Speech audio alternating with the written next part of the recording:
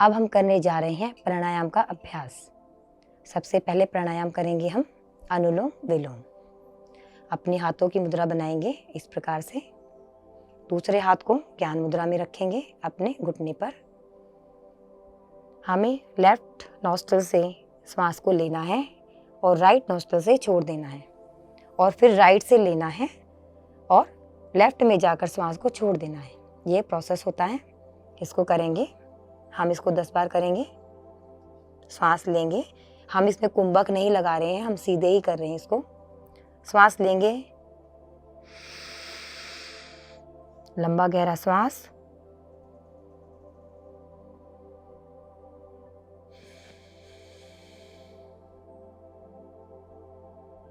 जहाँ से श्वास छोड़ा है फिर से वहीं से हमें श्वास को लेना है।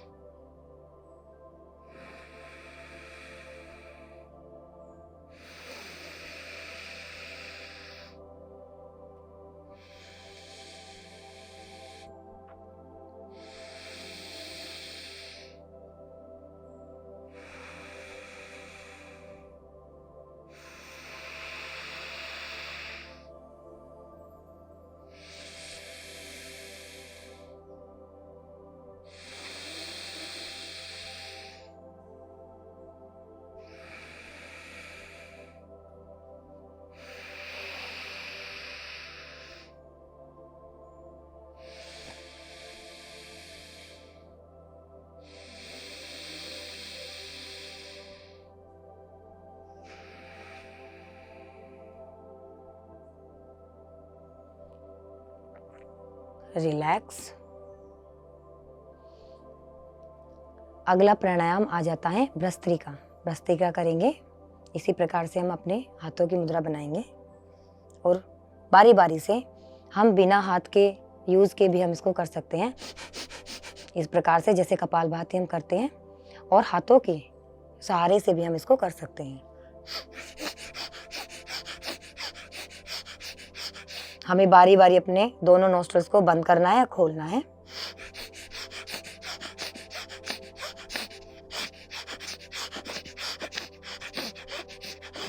ध्यान रहे कि आपका पेट इसमें अंदर और बाहर होता चला जाएगा। जब आप श्वास लेंगे तो पेट फूलेगा और श्वास को छोड़ोगे तो पेट सिकुड़ जाएगा। फिर से करते हैं इसका अभ्यास।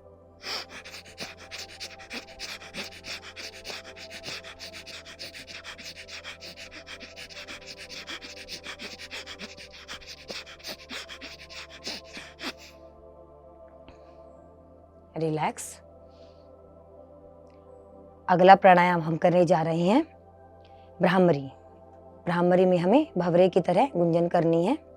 अपने हाथों का यूज़ आप इस प्रकार से भी कर सकते हैं और अपने अंगूठों से अपने कान को बिल्कुल लॉक करना है कि बाहर की कोई आवाज़ ना आए।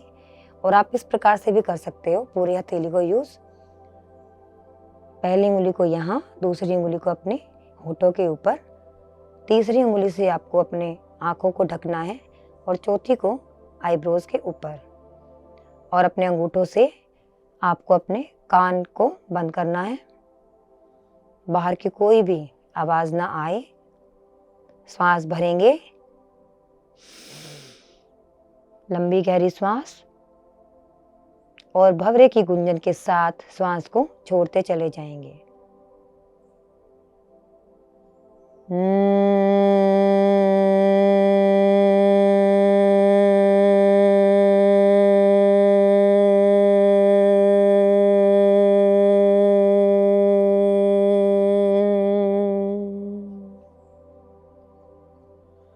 फिर से सांस भरेंगे,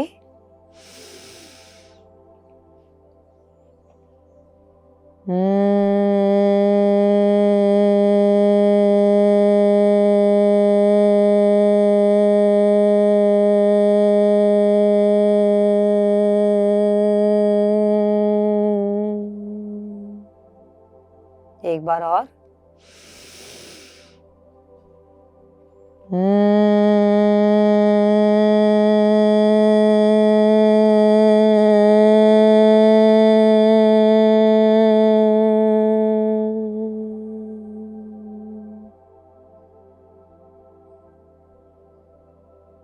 ब्रीथिंग के साथ वापस आ जाएंगे। अगला प्राणायाम शीतली प्राणायाम। शीतली प्राणायाम में हमें क्या करना है, अपने जीभ को मोड़ना है इस प्रकार से और जीभ को बाहर लेके आना है और जीभ के थ्रू हमें श्वास को अंदर लेना है। मुंह से हमें श्वास को लेना है और बाद में नाक से छोड़ देना है। शीतली प्राणायाम नाम से ही पता चल रहा है, शीतली शीतलता देने वाला। ये गर्मियों में करने से गर्मी को दूर करता है। शरीर में जितनी भी गर्मी है, अगर जिनको ज़्यादा गर्मी लगती है उनको ये प्राणायाम करना चाहिए। करेंगे इस प्रकार से, जीभ को मोड़ेंगे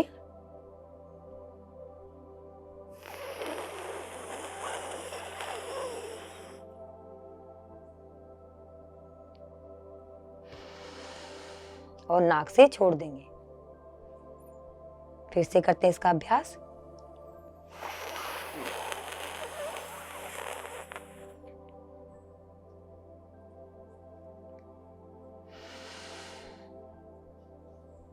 एक बार और लंबी गहरी सांस।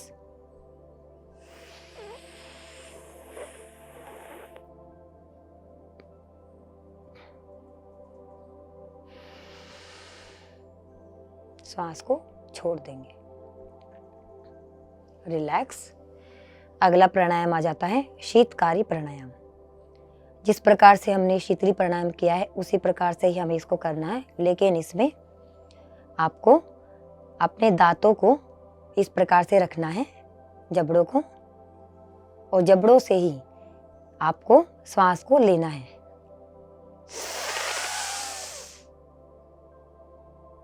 होल्ड करेंगे, मुंह बंद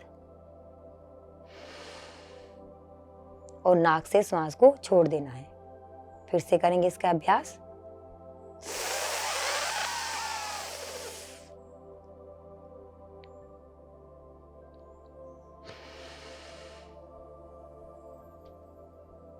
एक बार और।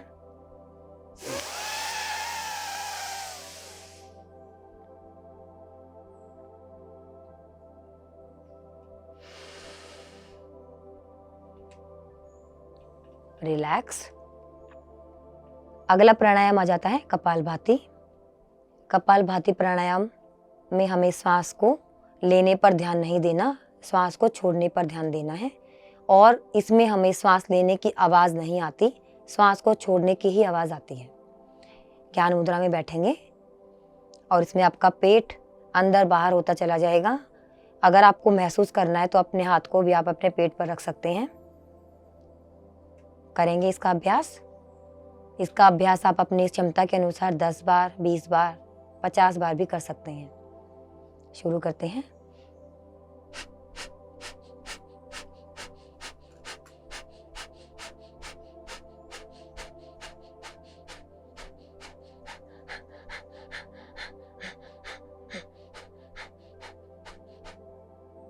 रिलैक्स। एक बार और इसका अभ्यास करते हैं।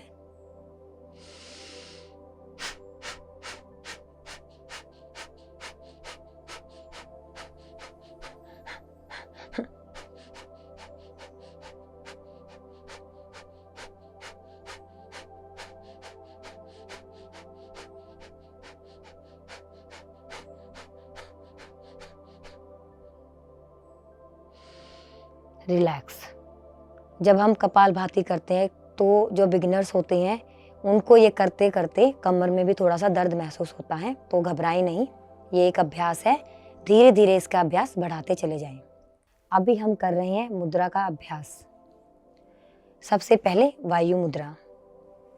वायु मुद्रा हमारे 5 उंगलियों में हमारे 5 तत्व हैं और हमारी पहली उंगली वायु को दर्शाती है। वायु मुद्रा के लिए हमें इस प्रकार से आना है और इसका अभ्यास हमें करना है। आंखें बंद,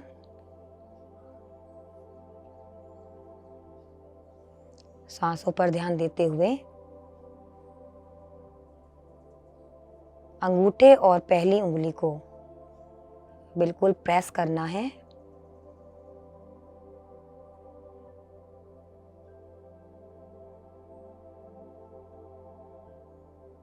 कुछ क्षण इसी में हम ऐसे ही रहेंगे।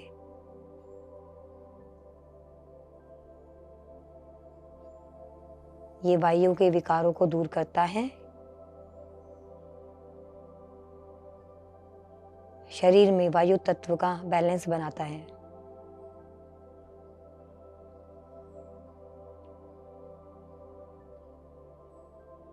प्रेस करेंगे अपनी क्षमता के अनुसार।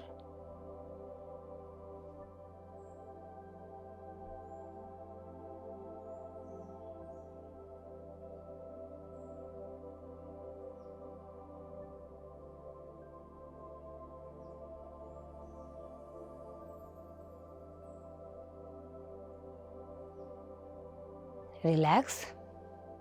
अगली मुद्रा आ जाती है संधि मुद्रा। संधि मुद्रा में हमें क्या करना है, अपने लेफ्ट हाथ की रिंग फिंगर और राइट हाथ के बीच वाली उंगली को हमें लेना है, यानी कि हमारा आकाश तत्व। इस प्रकार से हमें मुद्रा बनानी है दोनों हाथों की।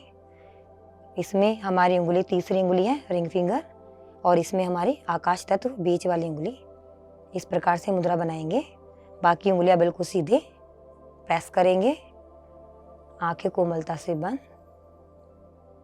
इस मुद्रा को लगाने से भी चिकनगुनिया के पेशेंट्स को बहुत रिलीफ मिलता है।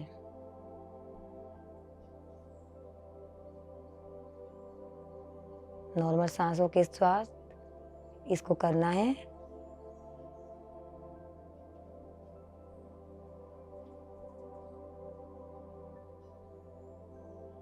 कुछ क्षण हम इसी मुद्रा में रहेंगे।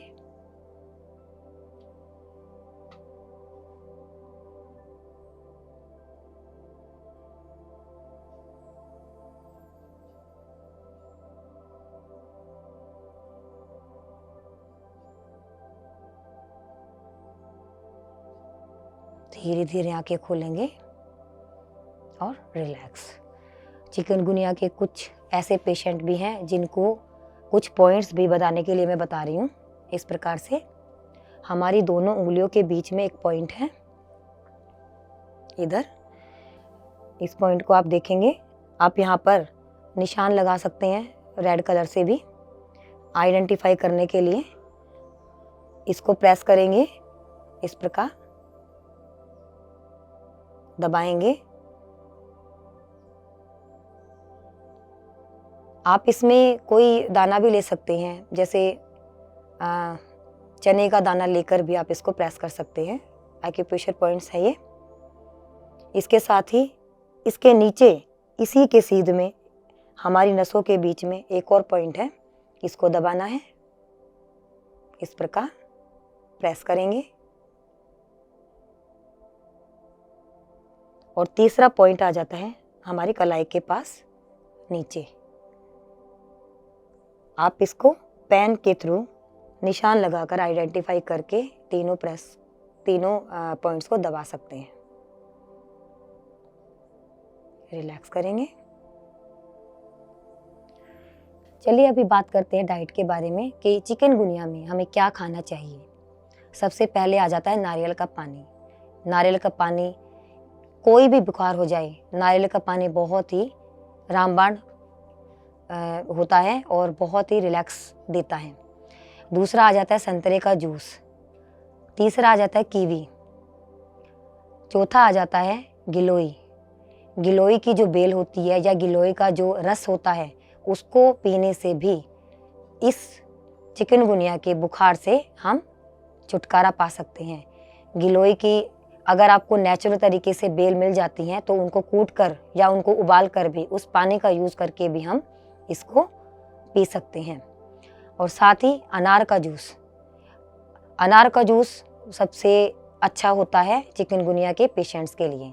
वैसे मोस्टली देखा जाए तो हम किसी भी फल को खा सकते हैं। सब फलों में पानी होता है और सब फलों में लिक्विड होता है, लेकिन अनार का जूस सबसे ज़्यादा देना चाहिए चिकनगुनिया के पेशेंट्स को। 5वां आ जाता है पपीते के पत्ते। पपीते के पत्ते चिकनगुनिया हो गया या डेंगू हो गया, इन दोनों में ही कारगर है। इनको लेने से हर तरह का बुखार दूर हो जाता है। आप साथ में गिलोय की बेल और एलोवेरा और साथ में पपीते के पत्तों को पीस कर भी इसका जूस बना सकते हैं। आप इसमें लौकी डाल सकते हैं, क्योंकि सब्जियां, जितनी भी सब्जियां हैं, लिक्विड सब्जियां, वो भी बहुत ही कारगर होती हैं।